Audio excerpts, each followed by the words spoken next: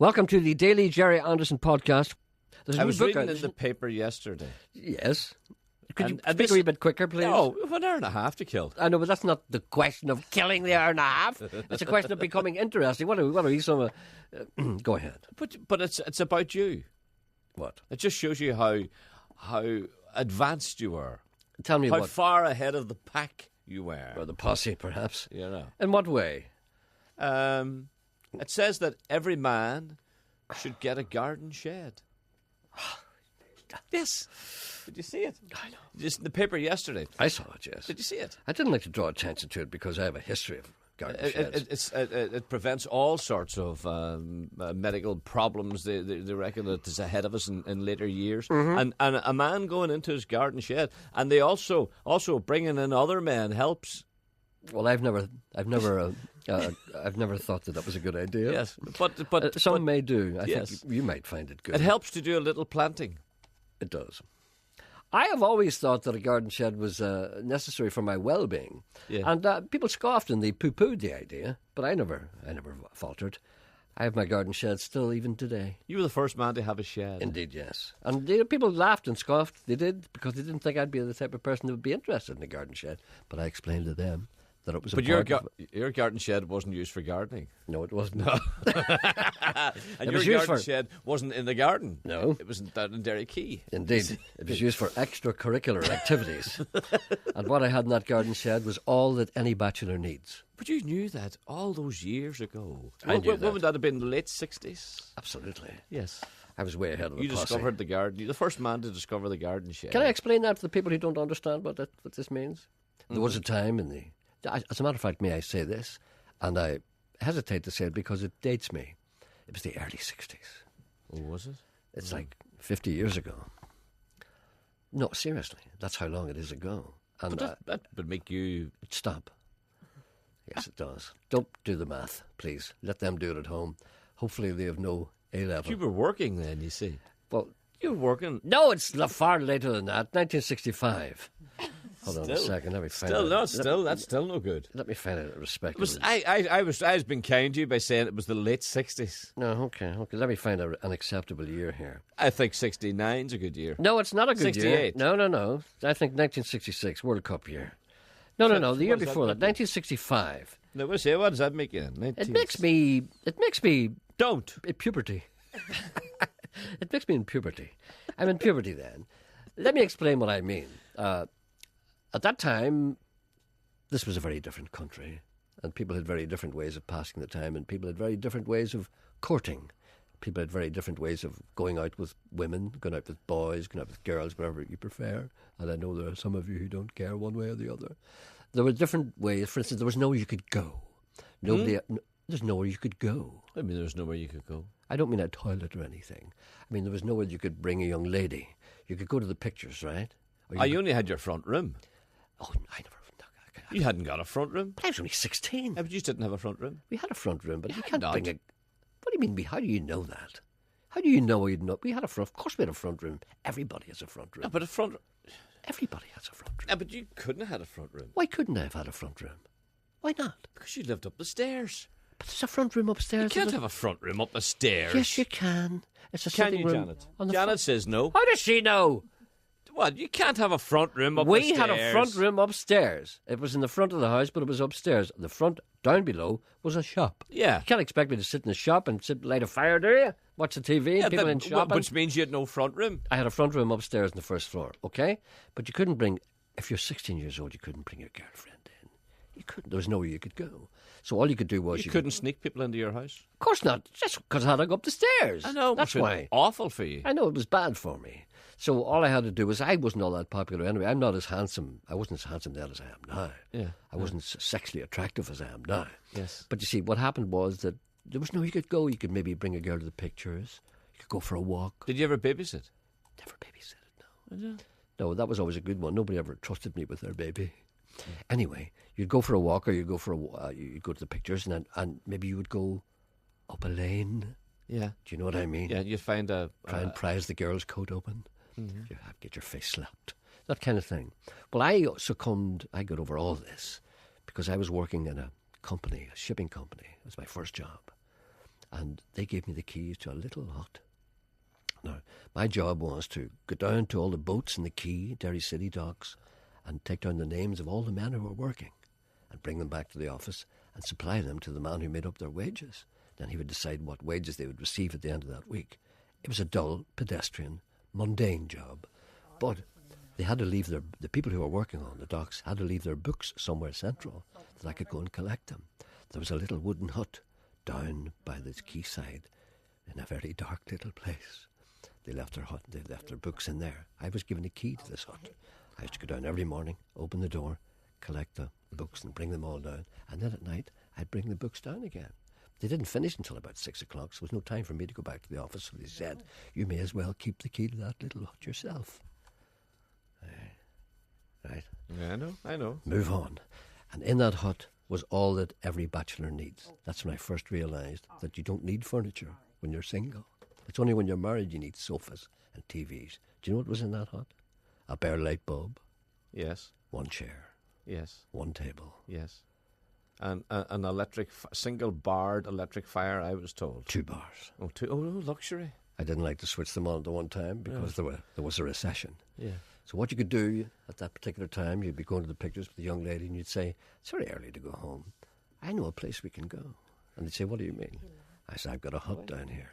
You're not even listening when I'm telling you the story. I am. I was there. People. Janet says to me, a caller rings, should Jerry be called Mellors? You don't know what that means, do you? Lady Charlie's Lover. The gamekeeper. Ah, right. That's when you must read. You see, you don't know what these people are talking about. Love books. And love books? Yeah. D.H. Lawrence, love books? No, I wouldn't read that. No, don't be reading D.H. Lawrence for God's Don't sake. read Lady Chatterley's Lover like a big... Jessie? Jessie, Jessie. Is that what you're just about to say? Big blouse. Big girl's blouse, big Jessie. Is that what you're trying to say here? D.H. Lawrence? Legs crossed. Sitting reading a book. Not going out tonight and reading a book. Not at all. That's devious. On. Oh, you can't be sitting and reading a book. No, but terrible thing to do. I'm reading Lady Chatterley's Lover. Lady Chatterley's Lover, I'll have you know, is one of the great classics. Ah, there are a few pages in the middle. There's a little hanky-panky. Is your father's, your mother still working? But then again, you can skim over that if you wish. We were told not to read it. I had a copy of it down in my hut. Enemy Mellors, carry on. Anyway, I would say to young ladies, I'd say, listen, it seems very early to go home, and it seems an inclement night.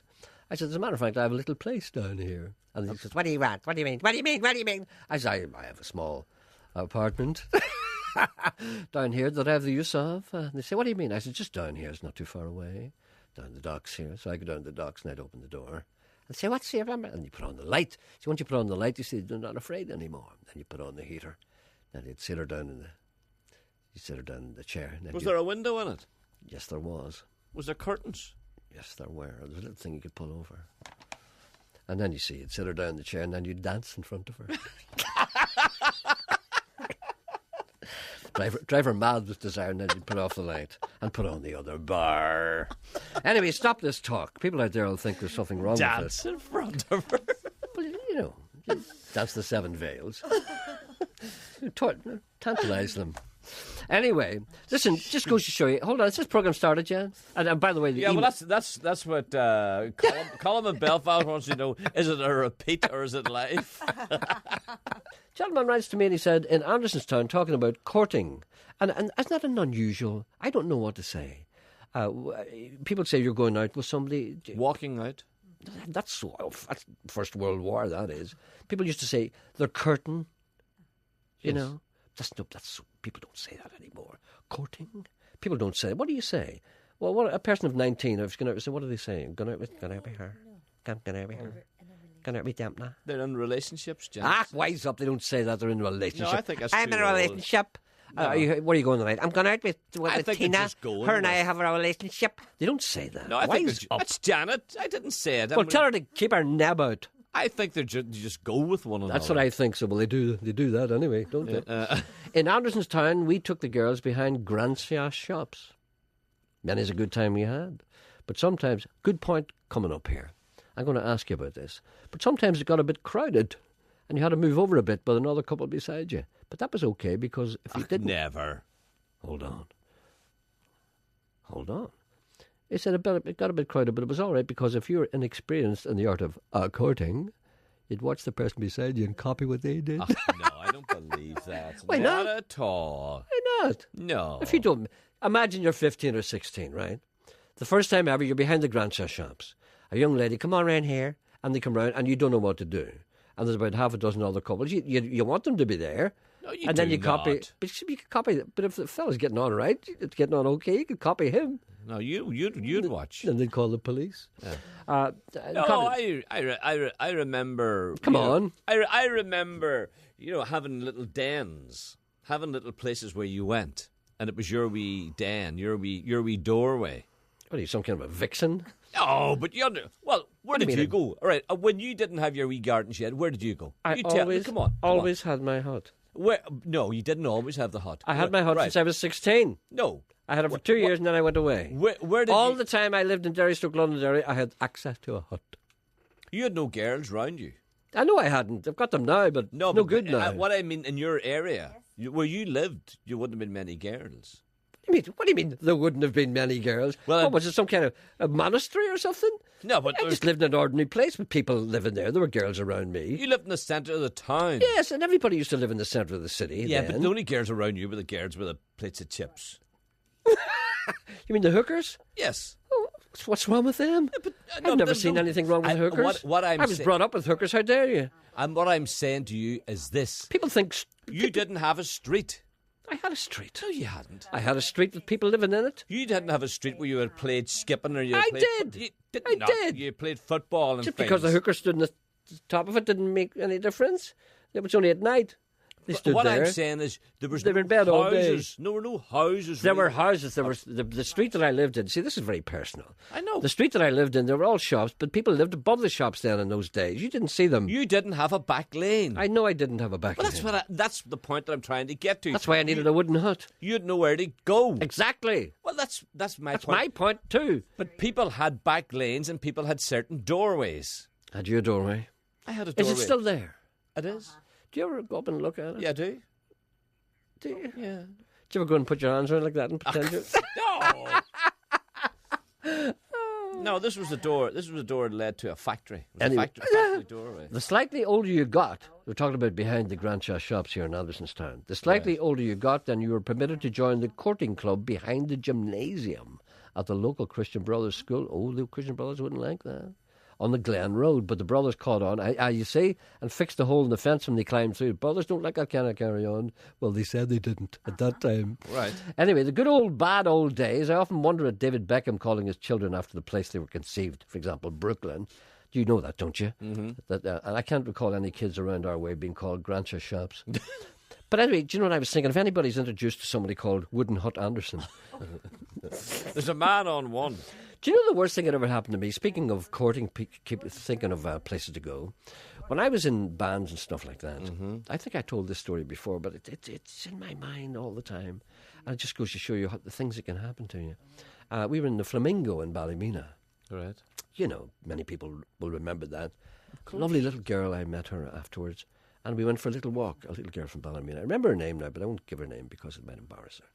And we went for a little walk. We didn't go too far, you see, because you used to always say, "Look, I can't go too far from the dance hall because, I'd get lost. I don't know it here and the boys won't wait for me." Mm-hmm. That's because you didn't want to walk anywhere, you see. So I eventually ended up behind this advertising hoarding, right? Right. Which wasn't too far away. So I throws the wing round her and having a little kiss, you see. And a fella came over and peed me leg. This fella was walking, peed on me. And what can you say? There's a man on one. There's a person enjoying the show. I must write to them. Their name and address. They are. Hello, good morning. Hello, Jerry. Oh, Geordie, I thought it was somebody. How are you? I'm as good as you are. Well, I hope that's the case because I'm fine. I got a lovely letter this morning. Did you? Uh-huh. From whom? Well, it says at the bottom, guess who? Well, they used to be a very famous band. Anyway, I don't know. Tell me now, did you read it? And you want to give me any indication of what the contents are? Well, today you are my darling. Today The you best are... I've ever known. What? I love to hold you in my arms Yes. and have you for my own. Oh. To kiss you every day and night. and hold you close to me. To whisper things in your ears. For I love you, don't you see? Yeah, really. But I know this can never be without Rocky and Rusty and Lady too, and Stanley and Whitey Earl Goots, because of who I am. I guess I'll just have to dream. It's the only way I can. But if you ever change your mind, I hope you'll be the one today to kiss and hold you close to me and take this old dream away. How romantic is that? What? How romantic is that? Is it signed? What? Is it signed? What? Is it signed? No, guess who? That's all it says. Ah, Do you think it's a woman? I was there, so it could be Janet. Right. Janet, is Janet writing to... No, this is great. And you think this is genuine enough? Oh, aye, surely. Well, it seems to be a class stamp. Yes, and a first-class stamp. And also it knows the name of your pets and animals. Aye. Whoever this person is knows you intimately, or maybe I say... Somebody close somewhere. So there's someone out there yearning for your body. I don't know. Isn't that great?